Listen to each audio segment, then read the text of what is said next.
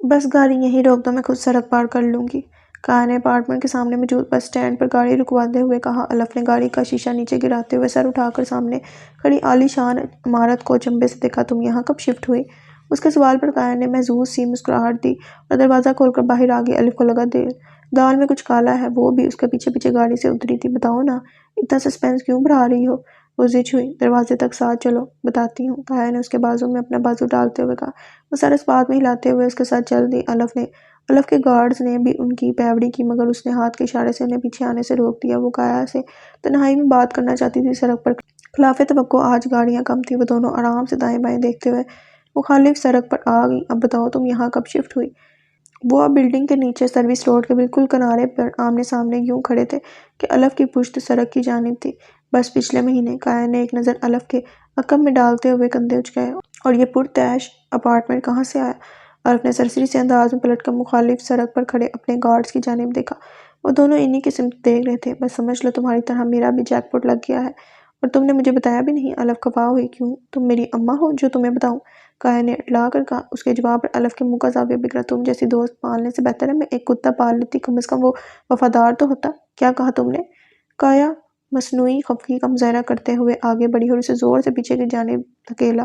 धक्का गैर मुतवक्को था। वक्त लम्हे भर के लिए रुका था। अलफ का तवाज़ुन बिगड़ा। उसे संभालने के बजाय काया ने एक कदम पीछे खींचा और उस लम्हे वक्त आगे नहीं बढ़ा, मगर एक सुर्ख रंग की कार बहुत तेजी से आगे बढ़ रही थी, हवा को चीरती, रास्तों से बगावत करती। ये देखकर मुखालिफ सड़क पर खड़े गार्ड्स फौरन हरकत में आए। वो मुखालिफ सड़क की जानिब भागे थे, मगर गाड़ी की रफ्तार उनसे ज्यादा तेज थी। अलफ सड़क पर तकरीबन गिरने वाली थी जब हवाओं ने रुख बदला। किसी ने बसात पलटी। अजल से अबद तक जैसे पूरी काया ही पलट गई। किसी नामालूम शख्स ने उसे कलाई से भींचकर वापस जिंदगी की जानिब खींचा था। वो उस शख्स की जान थी। वो अपनी जान जाते कैसे देख सकता था? ऐन उसी वक्त वो सुर्ख रंग की गाड़ी जन से वहां से गुजरी थी और मौत को मात हुई थी, बहुत बड़ी मात। ध्यान से लड़की, वरना अभी गाड़ी कुचल देती तुम्हें। वो शख्स गुस्से से बड़बड़ाते हुए आगे बढ़ गया। सब कुछ बहुत जल्दी और गैर मुतवक्का अंदाज में हुआ था। चंद सेकंड्स लगे थे अलफ को उस पूरे वाक़ये को प्रोसेस करने में। अलफ, तुम ठीक हो? काया ने उसे बाजू से थाम कर अपने करीब किया। अलफ की आंखों में एक बहुत अजीब सा तासुर उभरा। दिलो दिमाग में उस लम्हे बहुत कुछ चल रहा था। अगर वो शख्स वक्त पर उसे ना खींचता तो क्या हो सकता था? खुद को कंपोज करते हुए अलफ ने ताइराना निगाह इतराफ पर डाली। वो शख्स को ढूंढ रही थी जिसने उसकी जान बचाई थी, मगर वो जा चुका था। वहाँ कोई नहीं था। वो हवा की तरह आया था और सेकंड्स की रफ्तार में गायब भी हो गया था। उन सबकी नज़रों से दूर वो सुर्ख गाड़ी दूर सड़क किनारे रुक चुकी थी। पाइथन ने बैक व्यू मिरर में अलफ को गार्ड्स के हिसार में गाड़ी की जानिब बढ़ते हुए देखा और मुश्तिल अंदाज में उसने स्टीयरिंग पर मुक्का मारा था। शिट, वो ज़ेरे लब चीखा। गाड़ी घर के रास्ते पर फराटे भर रही थी और अलफ खामोशी से पिछली नशिस्त पर बैठी खिड़की से बाहर देख रही थी। उसके चेहरे से मालूम होता था कि उसके दिमाग में बहुत से ख्यालात गर्दिश कर रही हैं। उसके दिल की कैफियत अजीब हो रही थी। बार बार आंखों की पुतलियों पर वही मंजर चल रहा था कि उसकी सोचों का तसलसल टूटा। जब गाड़ी मेंशन के कुशादा पोर्च में दाखिल हुई तो उससे मुलाजिम ने अलफ के लिए गाड़ी का दरवाज़ा खोला। उसने आंखें जोर से मींच कर गहरी सांस अंदर फेफड़ों में उतारी, गाड़ी से बाहर निकली। वो अब काफ़ी नॉर्मल नज़र आ रही थी, या शायद लगने की कोशिश कर रही थी। मैम, वो अंदर जाने लगी जब उसके बॉडीगार्ड ने उसे पीछे से मुखातिब किया। यस, उसका बॉडीगार्ड काफ़ी परेशान दिखाई देता था। प्लीज़ मैम, आज के वाक़ये के बारे में बॉस को मत बताइएगा। 6 फुट 2 इंच के हट्टे कट्टे बॉडीगार्ड्स के माथे पर शिकने थी और आंखों में बेपनाह खौफ। अलफ को यह देखकर काफ़ी हैरत हुई। क्यों? उसने इस्तफसार से बड़ी आंखों को सुकर कर दोनों बॉडीगार्ड्स को बारी बारी देखा, मगर जवाब देने के बजाय दोनों ने खामोशी से गर्दनें झुका दी। जवाब काफ़ी मुतवक्का था। हिजाज को इल्म हो जाता कि आज क्या हुआ है तो नतीजा अखज़ करना कोई मुश्किल काम नहीं था। आप दोनों बेफिक्र हो जाएं, मैं हिजाज को कुछ नहीं बताऊंगी। उसने हल्का सा मुस्कुराते हुए सर इस बात में हिलाया। उसका जवाब सुनकर दोनों काफ़ी परसकून से हो गए थे। वो अंदर जाने के लिए पलटी। आगे से दरवाज़ा खुला। वो हिजाज था। दोनों की नज़रें बराह रास्त मिली। वो हड़बड़ी में लग रहा था। क्या हुआ? सब कुछ। अलफ का जुमला अधूरा रह गया। उसने बिना कुछ कहे सुने आगे बढ़कर अलफ को सीधा अपनी बाहों में भींच लिया था। उसकी सांसें बेतरतीब थी। उसका जिस्म खौफ से कांप रहा था। तो तुम ठीक हो ना? अपने हिसार को मजीद तंग करते हुए हिजाज ने सरगोशी में इस्तफसार किया। अलफ की शक्ल इस लम्हे देखने लायक थी। इस अचानक आफताब पर उसके तो जैसे ओसान ही कता हो गए थे। मैं बिल्कुल ठीक हूँ, उसने झिझक कर कहा। हिजाज ने बस एक लम्हे के लिए उसे खुद से अलग किया। वो उसके चेहरे को देख रहा था, उसके माथे को रग़बत से चूम रहा था। उसने एक बार फिर से उसे गले से लगाया था। अलफ तो मिट्टी का मुजस्मा थी। उसके लम्स पर ढेर हो गई। اسے حجاج کے دل کی دھڑکنیں صاف سنائی دے رہی تھی۔ کیا ہوا حجاج، سب ٹھیک ہے نا؟ اس نے فکرمندی سے پوچھا۔ آج سے پہلے اس نے کبھی بھی حجاج کو اس کیفیت میں نہیں دیکھا تھا۔ وہ پریشان ہو گئی۔ کچھ نہیں، بس ایک خیال آ گیا تھا من میں۔ آواز مدھم اور گہری تھی۔ وہ اب سانس لینے کی کوشش کر رہا تھا۔ کیسا خیال؟ تمہاری جدائی کا خیال؟ اس کے حلق میں آنسوں کا گولا سا اٹکا۔ اس کے جواب سے زیادہ الف کو اس کے لہجے کی لرزش نے حیران کیا تھا۔ بس ایک خیال ہی تو تھا۔ ایک خیال نے حجاج کی حالت زیر کر دی تھی۔ الف کو اپنے اندر کچھ گھلتا ہوا محسوس ہوا۔ اسے پتہ ہی نہیں چلا کہ کب اس کے پہلو میں گرے ہاتھ حجاج کی پشت پر جا ٹھہرے۔ وہاں موجود تمام ملازمین کی نظریں زمین پر تھیں۔ کسی میں اتنی ہمت نہیں تھی کہ نظر اٹھا کر انہیں دیکھ بھی لیتے۔ فضا میں غیر معمولی سا سناٹا چھا گیا۔ وہ چند لمحے یوں ہی آنکھیں موند کر ایک دوسرے کی باہوں میں قید ایک دوسرے کی دھڑکنوں کا شور سنتے رہے۔ خیال سے حقیقت، حقیقت سے خیال، وقت سرکا۔ حجاز سنبھلا تو الف نے نچلا لب دانتوں تلے دبایا، چہرے پر جھولتی لٹوں کو کان کے پیچھے عرصہ خاموشی ایک بار پھر دونوں کے درمیان راستہ بناتی حائل ہوئی۔ ایک پل کے لیے سب کچھ اوکوٹ ہو گیا تھا۔ کچھ دیر ہونکوں کی طرح ادھر ادھر دیکھتے ہوئے اسے خیال آیا کہ وہ بنا کسی مقصد کے ہی یہاں کھڑی ہے۔ حجاج اسے ہی دیکھ رہا تھا، اس کے تاثرات بھانپتے ہوئے۔ وہ اس کے سامنے سے ہٹ گیا تو الف کچھ کہے بغیر اندر چلی گئی، مگر حجاج اپنی جگہ سے نہیں ہلا۔ اس کے جاتے ہی اس کے چہرے کے زاویے بگڑے۔ اس نے لم بھینچتے ہوئے دونوں باڈی گارڈز کو باری باری دیکھا۔ دوزخ دیکھی ہے کبھی؟ سگار کیس سے سگار نکالتے ہوئے اس نے سرسری سے انداز میں دونوں سے سوال کیا۔ اس کے سوال پہ دونوں نے کنکھیوں سے ایک دوسرے کو دیکھا۔ سوال کا جواب تو آسان تھا، مگر نہ الفاظوں نے ساتھ دیا، نہ دل کی ہمت ہوئی۔ اس کے ہاتھوں کی کپکپاہٹ واضح تھی۔ حجاج سگار ہونٹوں کے درمیان دباتے ہوئے تنزیہ مسکرایا۔ کوئی بات نہیں، اب دیکھ لینا۔ دونوں نے سر اٹھا کر اس کی جانب دیکھنے کی بھی ہمت نہیں کی، کیونکہ وہ جانتے تھے اس کا حکم پتھر کی لکیر کی مانند تھا، اٹل اور حتمی۔ حجاج نے اپنے گارڈز کو اشارہ کیا۔ وہ اس کا ہر اشارہ پہچانتے تھے۔ اگلے ہی لمحے گارڈز ان دونوں کو جانوروں کی طرح گھسیٹتے ہوئے بیرونی برآمدے سے ملحقہ سیڑھیوں کے راستے سے بیسمنٹ میں لے گئے۔ اس پورے مینشن میں ایک ہی تو کمرہ تھا جو حجاج کا پسندیدہ تھا۔ وہ تھا ٹارچر روم، جہاں وہ انسان کی روح کو دھیرے دھیرے اذیت کی بھٹی میں سلگاتا تھا۔ لوگ ٹھیک کہتے تھے اس کے بارے میں۔ وہ بندہ مارنے سے پہلے بالکل بھی نہیں سوچتا تھا، سوائے اس کے کہ اسے مارنا کیسے ہے۔ لوکا کو فوراً میرے پاس بھیجو۔ سگار سلگاتے ہوئے اس نے بٹلر کو حکم دیا۔ بوس، لوکا سر یہاں موجود نہیں ہے، کسی ضروری کام سے باہر گئے ہیں۔ کتنی دیر پہلے گیا تھا؟ کافی وقت ہو گیا ہے بوس، بٹلر نے بڑے مؤدبانہ انداز میں جواب دیا۔ ٹھیک ہے، جیسے ہی آئے اسے میرے پاس بھیجو۔ سگار کا دھواں ہوا میں تحلیل کرتے ہوئے وہ پرسوچ لہجے میں بولا۔ الف نے آج کے دن کا آغاز بوجھل دل کے ساتھ کیا تھا۔ وہ رات بھر بستر پر کروٹیں بدلتی رہی، مگر نیند کا دور دور تک شائبہ نہیں تھا۔ اپنے اوپر سے کمفرٹر ہٹا کر وہ ننگے پاؤں زمین پر رکھے کچھ دیر خالی ذہن کے ساتھ اپنا چہرہ مسلتی رہی۔ پھر پس منظر میں اب بھی وہی واقعہ چل رہا تھا۔ اس کی سوئی اس ایک شخص پر اٹک گئی تھی جس نے اس کی جان بچائی تھی۔ جو کچھ بھی اس کے ساتھ ہوا تھا اسے دماغ سے نکالنے کے لیے ابھی کچھ وقت لگنا تھا۔ اس کے سر میں اتنا درد تھا کہ اس کا بستر چھوڑنے کا دل نہیں کر رہا تھا، مگر بادل ناخواستہ وہ اٹھی اور نہانے کے لیے باتھ روم میں گھس گئی، اور اگلے آدھے گھنٹے بعد وہ دیوار گیر آئینے کے سامنے کھڑی ہاسپٹل جانے کے لیے بالکل تیار دکھائی دے رہی تھی۔ آج اس نے خاکستری رنگ کا جم سوٹ پہنا ہوا تھا اور بالوں کو اونچی پونی ٹیل میں قید کر رکھا تھا۔ گالوں پر گلابی رنگ کا ٹنٹ لگاتے ہوئے آج اس نے ہیلز کے بجائے سنیکر پہننے میں پر ہی اتفاق کیا تھا۔ کل رات دیر سے سونے کی وجہ سے صبح اس کی آنکھ دیر سے کھلی تھی، اس لیے ناشتے کے لیے رکنے کے بجائے وہ سیدھا ہاسپٹل کے لیے نکلنے لگی۔ مگر ہاؤس کیپر نے اسے حجاج کا پیغام دیا کہ وہ اس کا نیچے ورانڈا میں انتظار کر رہا ہے۔ اس نے کلائم پر بندھی گھڑی کی جانب دیکھا۔ وہ پہلے ہی آدھا گھنٹہ لیٹ تھی، مگر اس کی بات وہ ٹال نہیں سکتی تھی، اس لیے لیٹ ہونے کے باوجود وہ رک گئی۔ سوئمنگ پول سے منسلک یہ ورانڈا کافی کشادہ اور خوبصورت دکھائی دیتا تھا، جہاں 4 بندوں کے لیے درمیانے سائز کا ڈائننگ ٹیبل سجا ہوا تھا۔ ورانڈا خوبصورت رنگ برنگے پھولوں، سرسبز پودوں اور فینسی لائٹ سے مزین تھا۔ ہلکی ہلکی سی ٹھنڈی ہوا اور سورج کی نرم گرم شعائیں ماحول کو مزید رومانوی احساس بخش رہی تھیں۔ گڈ مارننگ میم، وہ لوکا تھا جس نے اسے خوشگوار انداز میں گریٹ کیا تھا۔ جواباً اس نے بھی مسکرا کر سر کے اشارے سے جواب دیا تھا۔ واہ، آج سورج مغرب سے نکلا ہے۔ حجاج کہاں ہے؟ اسے وہاں موجود نہ پا کر الف نے لوکا سے استفسار کیا۔ بوس کچن میں آپ کے لیے بریک فاسٹ بنا رہے ہیں۔ یہ سن کر پہلی بار اس کے چہرے پر گہری اور معنی خیزی مسکراہٹ نمودار ہوئی تھی۔ ہاؤس کیپر نے مسکرا کر الف کے لیے سربراہی کرسی کھینچی تو اس نے استفسار بڑی نظروں سے ہاؤس کیپر کو دیکھا۔ یہ جگہ تو حجاج کی ہے، اور حجاج بھی تو تمہارا ہے۔ الف نے اس کی آواز کے تعاقب میں پول کی انٹرنس کی جانب دیکھا۔ حجاج گھر کے بالکل رف سے حلیے میں سفید ایپرن پہنے بٹلر کی طرح ٹولی گھسیٹتے ہوئے اسی کی ذمہ دار تھا۔ الف نے اسے سر سے پاؤں تک اچنبے سے دیکھا، ماتھے پر بکھرے بال، الجھا سلجھا سا انداز، وہ بہت کیوٹ لگ رہا تھا۔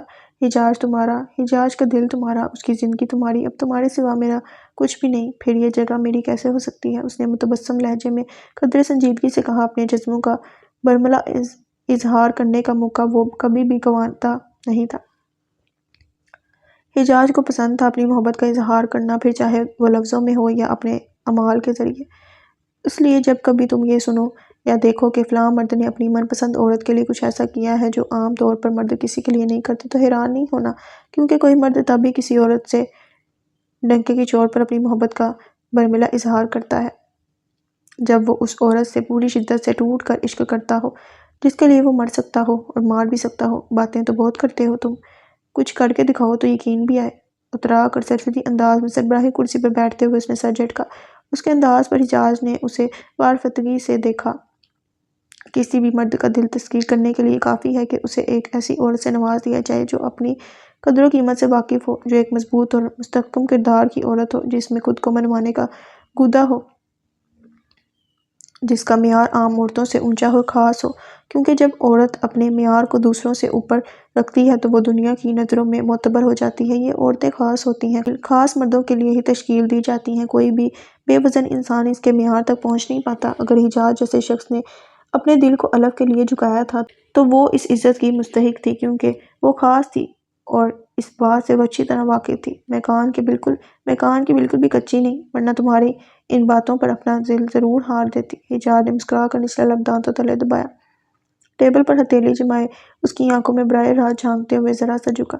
یہ بات آپ مجھے دوسری بار بتا رہی ہیں مدام؟ مگر سنی تو آپ نے ایک بار بھی نہیں ہے سر۔ کیا شان بے نیازی تھی! کہیں ملکہ حجاج، میں سن رہا ہوں۔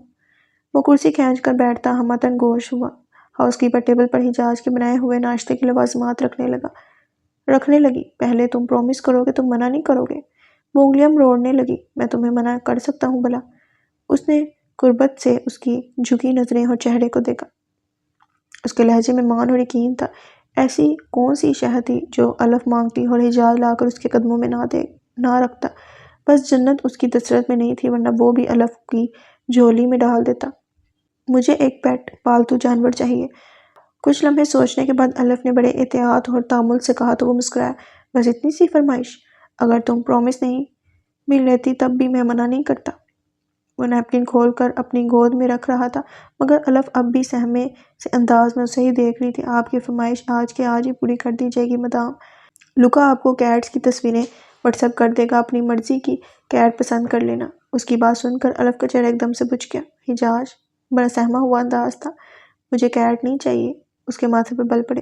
اوہ سوری، مجھے لگا تمہیں کتوں سے ڈر لگتا ہوگا۔ آنکھیں سکڑ کر اسے بغور دیکھا۔ وہ کافی نروس لگ رہی تھی۔ وہ اس کے چہرے پر چھائی سنجیدگی سمجھ نہیں پا رہا تھا۔ یہ کوئی اتنی بڑی فرمائش بھی نہیں تھی جو وہ اتنی ٹینس دکھائی دے رہی تھی۔ خیر تم بتاؤ تمہیں کون سی نسل کا حجاج کا جملہ مکمل ہونے سے پہلے ہی الف نے اس کی بات کاٹ دی۔ مجھے کتا بھی نہیں چاہیے، اس نے لب کاٹتے ہوئے کہا۔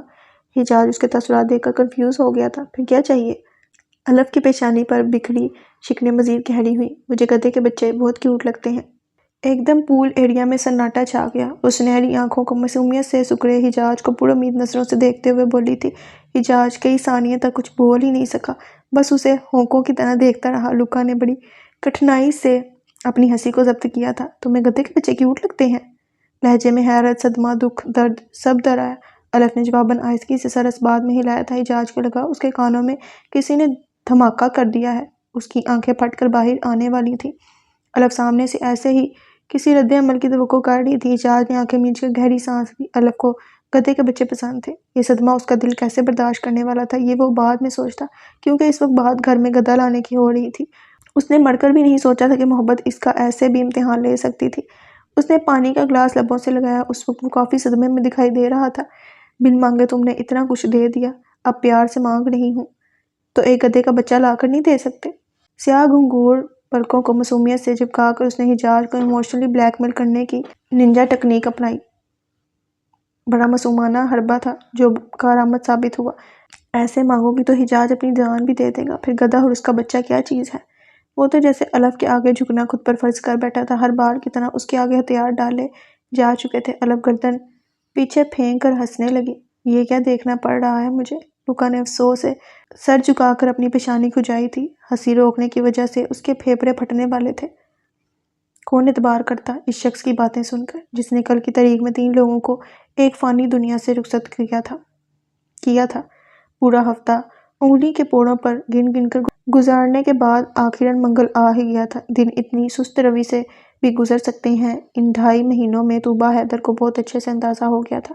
آج پھر نظر کیفے کے دروازے پر تھی۔ 2 بجنے میں ابھی کچھ ٹائم تھا، مگر دل اس انجان شخص کے دیدار کو اس قدر بے قرار تھا جو اب اپنا سا لگنے لگا تھا۔ ان 2.5 مہینوں میں اس نے ایک بار بھی خود سے عیسیٰ سے بات کرنے کی جرات نہیں کی تھی، اور نہ اس کے دیے ہوئے نمبر پر کوئی کال یا میسج کیا تھا۔ اس میں اتنی ہمت نہیں تھی کہ ایسا کوئی قدم اٹھاتی۔ انتظار کی گھڑیاں طویل ہو رہی تھیں۔ طوبیٰ حیدر کاؤنٹر پر کھڑی اپنے روزمرہ کا کام سر انجام دے رہی تھی جب ٹھیک 2 بجے وہ کیفے میں داخل ہوا۔ سیاہ رنگ کی جینز پر سیاہ رنگ کی پلین فارمل شرٹ پہنے وہ آج بھی ہمیشہ کی طرح عام سے حلیے میں وہاں موجود تھا۔ نہایت ہی حسین اور پروقار وہ کاؤنٹر تک آیا۔ طوبیٰ حیدر بوڑھی آنکھوں میں بے قراری سمیٹے اسے ہی دیکھ رہی تھی، جیسے کچھ کہنا چاہتی ہو اور کہہ نہ پا رہی ہو۔ عیسیٰ ایک لمحے کے لیے رک سا گیا۔ آج سے پہلے طوبیٰ نے اسے ایسے اس نظر سے پوری توجہ کے ساتھ کبھی نہیں دیکھا تھا۔ وہ بھی اسے ٹکٹکی باندھے دیکھتا گیا۔ آگ دونوں جانب سے برابر لگی تھی۔ اس کی تپش انہیں اپنے سینے میں محسوس ہو رہی تھی۔ دونوں کے درمیان خاموشی کا چھوٹا سا وقفہ آیا۔ عیسیٰ نے آہستگی سے گلا کھنکھارا اور جب بولا تو طوبیٰ سمیت وہاں کھڑی سوزین کو بھی حیران کر گیا۔ میرا نام عیسیٰ ہے۔ میرا قد 6 فٹ 1 انچ ہے۔ میری آنکھیں نیلی اور رنگ گوڑا ہے۔ سافٹ ویئر کمپنی میں ملازمت کرتا ہوں اور مہینے کا اتنا کما لیتا ہوں کہ تمہیں اچھے سے رکھ سکوں۔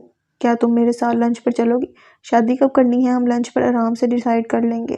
وہ دونوں ہاتھ جینز کی جیب میں مکیٹ کے سنجیدگی سے اسے دیکھتے ہوئے بولا۔ آنکھوں میں نرم سا تاثر تھا، چہرے پر ہلکی سی مسکراہٹ تھی۔ طوبیٰ اس کی صاف گوئی پر ششدر رہ گئی۔ وہ 2.5 مہینے بولا نہیں تھا تو قہر برساتا رہا تھا، اور آج جب بولا تو سیدھا میزائل ہی گرا دیا۔ عیسیٰ کو اپنے انداز پر خود بھی حیرت ہوئی تھی۔ وہ کرائم، مرڈر اور بدلے کی باتیں کرنے والا شخص یہاں کیسی باتیں کر رہا تھا؟ اس کا 2 ٹوک انداز اور بے باکی دیکھ کر طوبیٰ کی شکل سرخ ہو گئی۔ اس موم کی گڑیا کو جواب طلب نظروں سے دیکھتے ہوئے وہ محظوظ ہو رہا تھا، جو دنیا زمانے سے بیگانہ گنگ سی کھڑی اس منہ پھٹ انسان کو دیکھ رہی تھی۔ عیسیٰ کوہنی کے بل کاؤنٹر پر ذرا سا جھکا۔ ٹھیک ہے، شادی کے لیے فوراً حامی مت بھرنا، مگر لنچ کے لیے منع بھی مت کرنا پلیز۔ آخری جملے پر ہلکا سا زور دے کر کہا، مگر طوبیٰ دم سادھے گونگوں کی طرح کھڑی رہی۔ سوزین نے اسے بت بنا دیکھ کر پیچھے سے ہلکا سا ٹہوکا مارا تو طوبیٰ کا سکتہ ٹوٹا۔ اس نے جھنجھلا کر عیسیٰ کی نیلی آنکھوں میں دیکھا۔ وہ جواب طلب نظروں سے اسے دیکھ رہا تھا۔ طوبیٰ نے پلکیں آرزوں پر گھرائیں، سر کو ہلکے سے اس بات میں جنبش دی۔ سرخ لب کو دانتوں تلے دبائے وہ لال کندھاڑی چہرہ جھکائے کھڑی تھی۔ عیسیٰ تحمل سے اسے ہونٹ مسکرائے دیکھ رہا تھا، پھر اسی تحمل سے بولا، میں تمہارا کل دوپہر 2 بجے شور ہاؤس میں انتظار کروں گا۔ تم آؤ گی نا؟ اس نے مرتے کیا نہ کرتے کے مصادیق کے تحت سر کو پھر سے اس بات میں ہلا دیا۔ وہ کتنا کچھ کہہ گیا تھا اور وہ جواباً پلکیں تک نہ جھپکا سکی تھی، بس سر اس بات میں ہلاتی رہ گئی تھی۔ وہ جیسے آیا تھا ویسے ہی چلا گیا تھا، لیکن طوبیٰ حیدر وہ نہیں رہی تھی جیسے اس کے آنے سے پہلے تھی۔ اس کی زندگی پلٹ گئی تھی۔